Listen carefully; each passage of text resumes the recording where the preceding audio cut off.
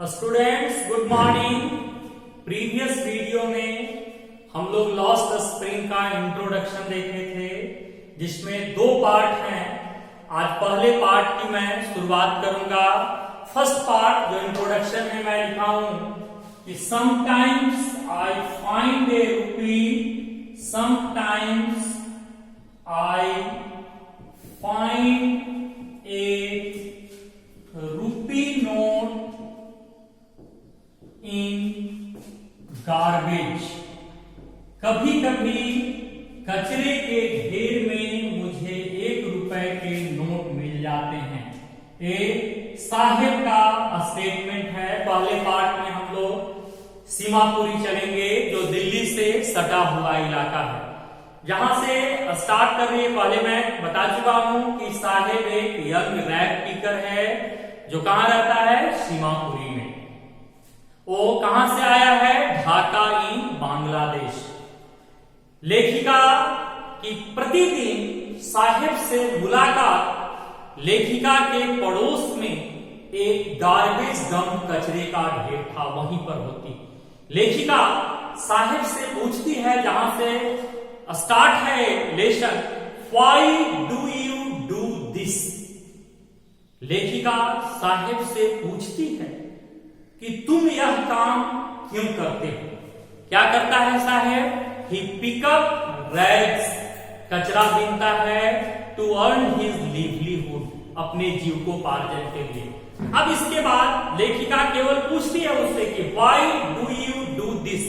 इसके बाद बैक चली जाती है, यहां से स्टोरी। इसके बाद जो है, अभी साहिब कोई जवाब नहीं देता।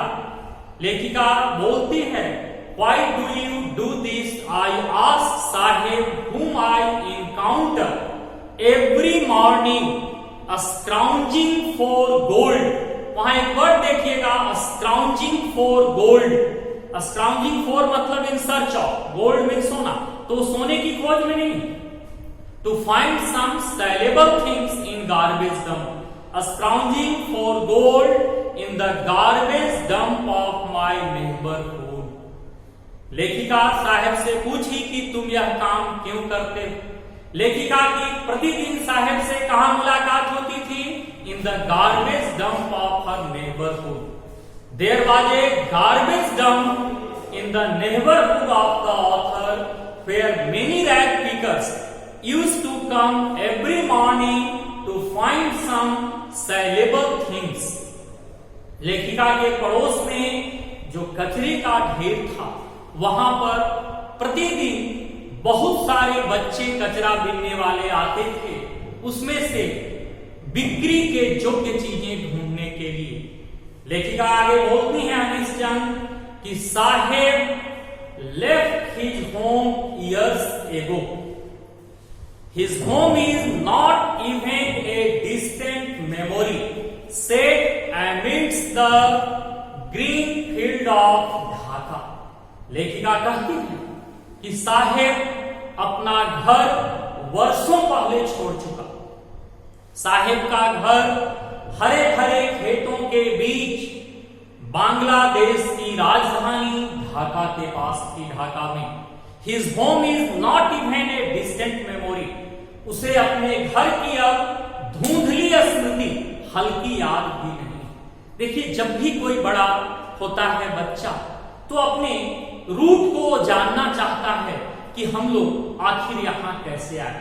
जब साहिब अपनी मां से पूछता है कि हम लोग ढाका से, बांग्लादेश से यहां सीमापुरी कैसे आ गए, तो उसकी मां क्या एक्सप्लेन करती है? There were many storms that swept away their homes and fields. कि बहुत सारे तूफान आए जो हमारे घरों और खेतों को बहा कर ले गए। अब घर तो बह जाएगी, ये समझ में आती है बाढ़ में। खेत कैसे बहेंगे? तो खेत बहते नहीं, उसमें लगी हुई फसल पूरी बर्बाद हो जाती है। देखिए, रियली में रीजन ये नहीं था। रीजन था भारत पाकिस्तान का 1971 का युद्ध, जिसमें बांग्लादेश का जन्म हुआ। बहुत सारे लोग बेघर बार हो गए थे। लेकिन हम लोग को यहां पर आंसर ये लिखना है कि साहेब की मां क्या एक्सप्लेन करती है कि there were many storms that swept away their homes and fields, that's why they migrated from Dhaka to Seemapuri in search of their livelihood. इसलिए वे लोग ढाका से सीमापुरी चले आए रोजी रोटी की तलाश में। तो अब यहां से देखिए सबसे पहला जो क्वेश्चन होगा बहुत ही इंपॉर्टेंट कि who was Saheb, what he does to earn money. तो साहेब कौन है? साहेब was a young rag picker, he pick up rags to earn money. Next जो होगा कि where did the author Anis Jung encounter with Sahib every morning. अभी तक जो हम लोग पढ़े उससे ये सारे क्वेश्चंस के जवाब मिलेंगे। तो लेखिका अनीस जंग की साहेब से प्रतिदिन इनकाउंटर, मुलाकात, सामना कहां होती थी? तो इन the garbage dump of her neighbourhood. उनके पड़ोस में, किसके पड़ोस में वो कचरे का ढेर था? लेखिका के पड़ोस में। फिर many rag pickers used to come every morning to find some sellable things. Sahib was one of them. What is next your question? What is Sahib looking for? What is Sahib looking for in the garbage dump? What is Sahib looking for in the garbage dump? Where is he and from where has he come from? तीन part में देखिए। साहेब कचरे के ढेर में क्या ढूंढ रहा है, वो कहां रहता है और कहां से आया है। तो Saheb is a young rag picker, he is looking for 1 rupee note in garbage dumps. That is not the answer. वो कचरा का ढेर जो है वो सोने का या पैसे का खजाना नहीं था। तो Saheb is looking for some saleable things, बिक्री के योग्य चीजें ढूंढ रहा है। From the garbage dump he lives at, कहां रहता है? Seemapuri, and he has come from Dhaka in Bangladesh. Next जो what explanation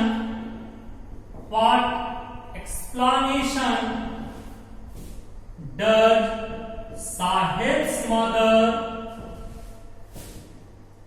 give regarding their migration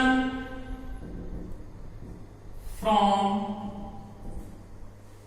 Dhaka to Seemapuri? Saheb की मां क्या स्पष्टीकरण देती है कि वे लोग ढाका से सीमापुरी क्यों आ गए?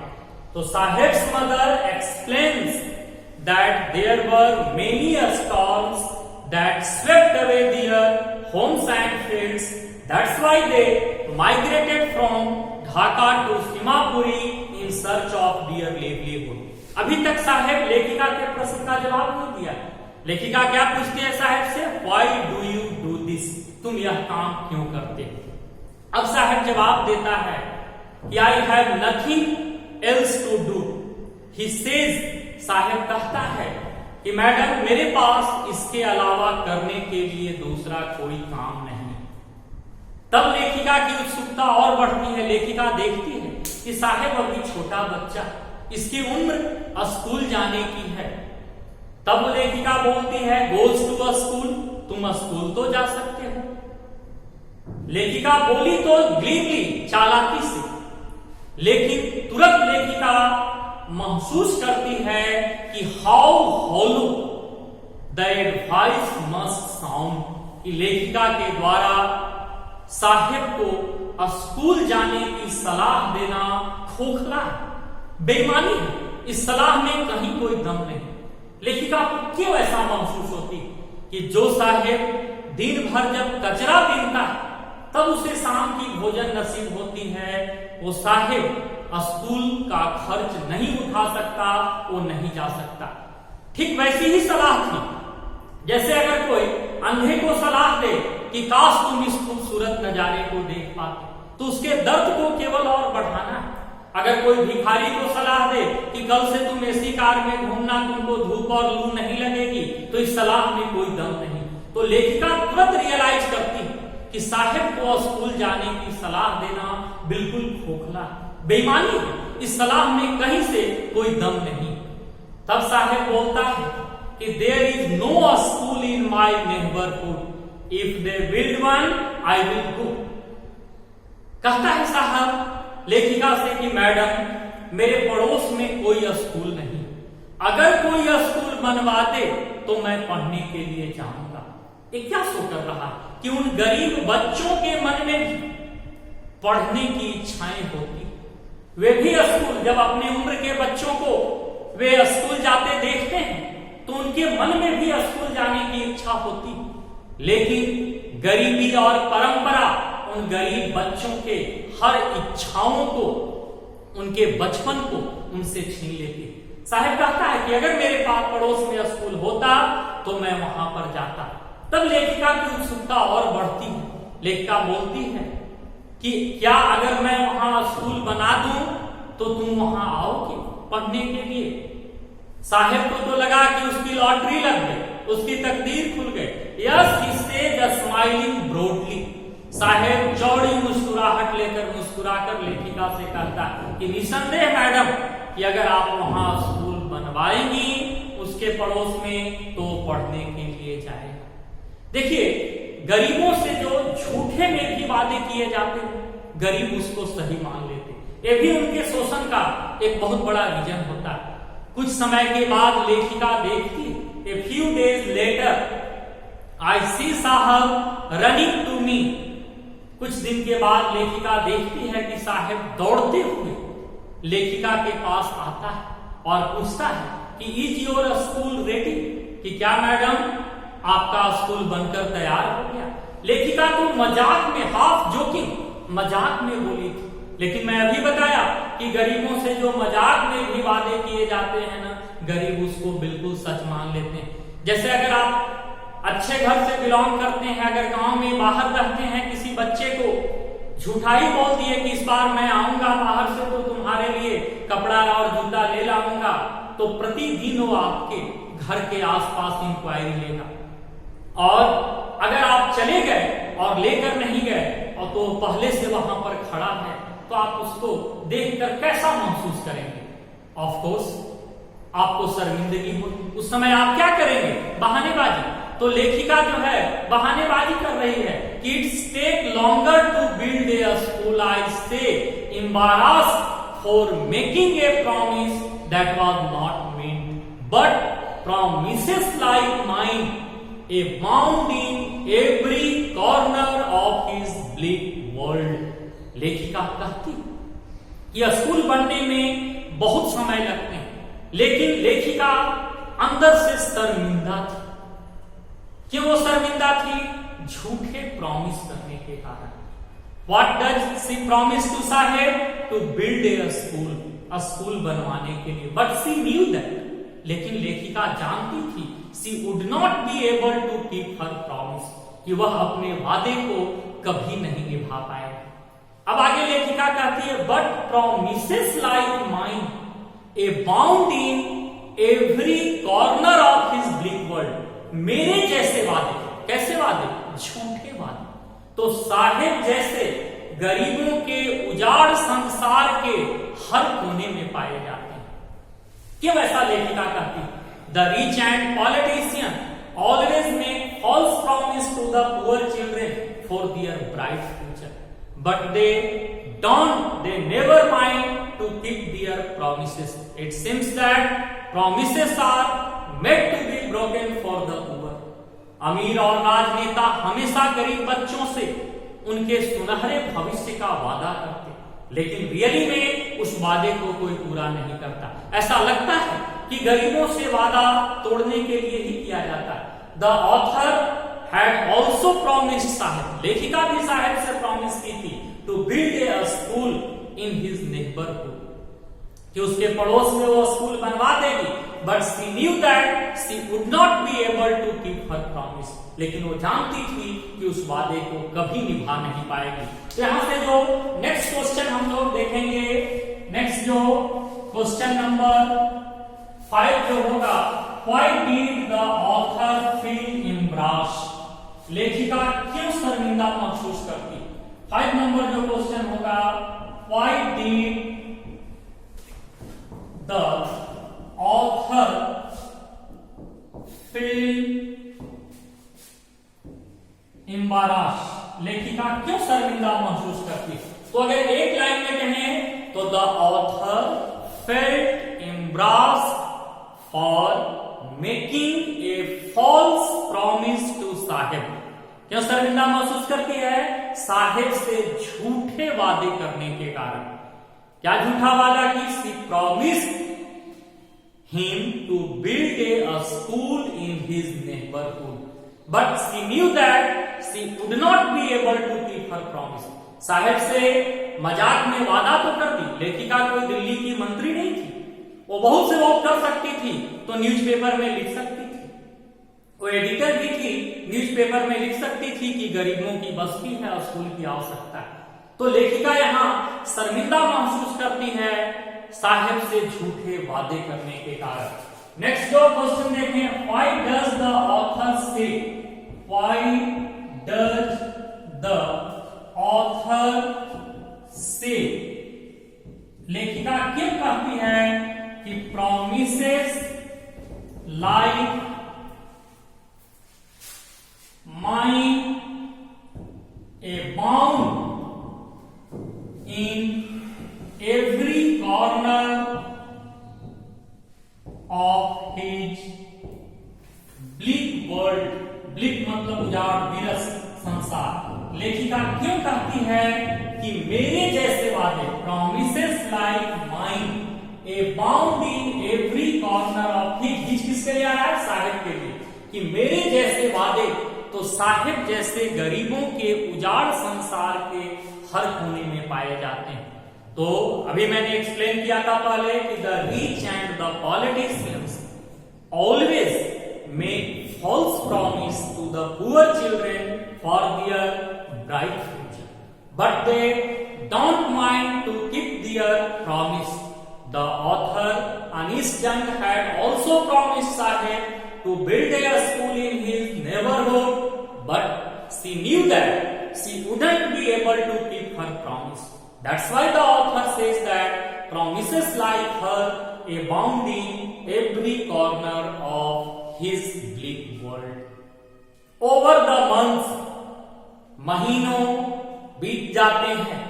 एक दिन लेखिका एकक को सबको पहचानने लगी थी, प्रतिदिन मुलाकात होती थी। लेखिका साहेब से नाम पूछती, साहेब अपना नाम बताता है, साहिबे आलम, अपना नाम बताता है साहिबे आलम। What was the full name of साहेब, साहिबे आलम। लेखिका शॉक हो जाती कि एक कितनी बड़ी क्रूर मजाक है उसके नाम के साथ, कितनी बड़ी आयरनी। दो बार क्वेश्चन पूछा है, what is the irony in Saheb's name. Sahibe Alam का अर्थ होता है, एक बार ये भी क्वेश्चन पूछ चुका है कि what is the meaning of Sahibe Alam. Sahibe Alam means the lord of universe, संसार का मालिक होता है। Sahibe Alam means the lord of universe, संसार का मालिक। लेखिका शब्द हो जाती है कि इस नाम का अर्थ है संसार का मालिक और काम क्या है, कचरा देना। कितनी बड़ी विडंबना है, कितनी बड़ी आयरनी। अगर कोई अंधा रहे उसका कोई नाम रख दे नयनसु, कोई भिखारी रहे उसका नाम रख दे लक्ष्मीपति, तो कितनी बड़ी ये आयरनी हो जाएगी। तो साहेब के नाम के साथ ये आयरनी है। साहिबे आलम का अर्थ होता है Lord of universe, but he is a rag picker, unaware of what his name represents, अपने नाम के अर्थ से अनजान। अगर साहेब को अपने नाम का अर्थ भी पता होता तो उसे विश्वास भी नहीं होता कि उसके नाम का अर्थ होता है संसार का मालिक। अपने नाम के अर्थ से unaware of what his name represent, he roams the street with an army of barefoot boys who appears like morning bird and disappear at noon. Over the months I recognized each of them.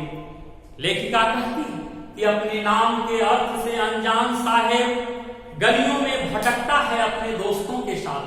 तो साहेब के दोस्त कौन होंगे? जो really में साहब होते हैं, वही कचरा बीनने वाले बच्चों की एक आर्मी है, फौज, जो सुबह अपने घरों से सेलेबल थिंग्स, कचरे से बिक्री योग्य चीजों की तलाश में निकलते हैं और शाम दोपहर होते होते वे पुनः वापस आ जाते हैं। महीनों से देखते देखते लेखिका एक एक करके सबको पहचानने लगी है। तो यहां से जो नेक्स्ट जो क्वेश्चन होगा 7 नंबर जो क्वेश्चन, यहां से देखिए, what is the full name of Sahib, what does it mean, इसके क्या अर्थ होते हैं? Does Sahib know the meaning of his name, क्या साहिब को अपने नाम का अर्थ पता है? What is irony in sahibs name, इसी क्वेश्चन में अगर हम जोड़े व्हाट इज आयरनी मीन्स विरोधाभास, irony in sahibs name, Sahib के नाम में क्या विरोधाभास है? And what would have happened, what would have happened if Sahib knew the meaning of his name, देखिए बहुत सारे पार्ट में ये क्वेश्चन है। तो सबसे पहला, what is the full name of Sahib? Sahibe Alam. What does it mean? The lord of universe, संसार का मालिक। Does Sahib know the meaning of his name? No, Sahib does not know the meaning of his name. What is the irony in his name? उसके नाम में विरोधाभास क्या हुआ? तो the name of Sahib is Sahibe Alam, which means the Lord of Universe, but he is a rag picker. That is the irony in his name. Next part जो कह रहा है कि what would have happened if Sahib know the meaning of his name? क्या हुआ होता अगर साहिब को अपने नाम का अर्थ पता होता? तो he would not have believed, Sahib को विश्वास ही नहीं होता कि उसके नाम का अर्थ होता है संसार का मालिक। Thank you. अब नेक्स्ट जो है वो अगले वीडियो में जैसे जैसे क्वेश्चन एराइज होते जाएंगे, क्वेश्चन के फॉर्म में पूरे लेसन को लाइन बाय लाइन में एक्सप्लेन करूंगा। Thank you.